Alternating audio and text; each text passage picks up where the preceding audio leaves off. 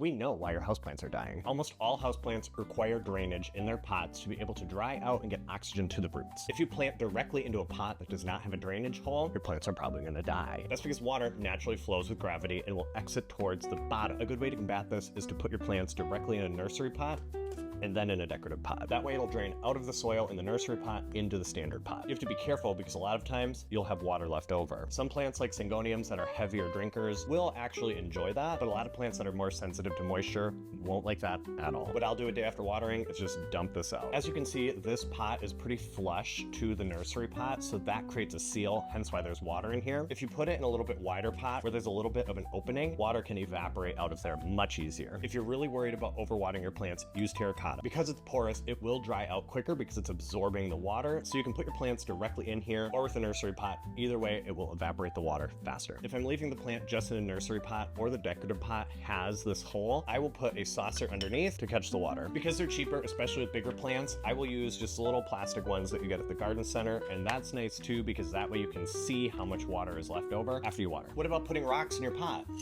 I wouldn't do this. The reason why people think this works is it's more of a band-aid to the actual problem. Water will just sit at the bottom of this pot with nowhere to go, just like it does when you have a nursery pot with a tight seal. Just drill a hole in your damn pot. If you have a plant that's a heavy drinker, it can tolerate that for a time, but most tropical houseplants will get root rot if you do this. So, no. Let your plants drain, damn it.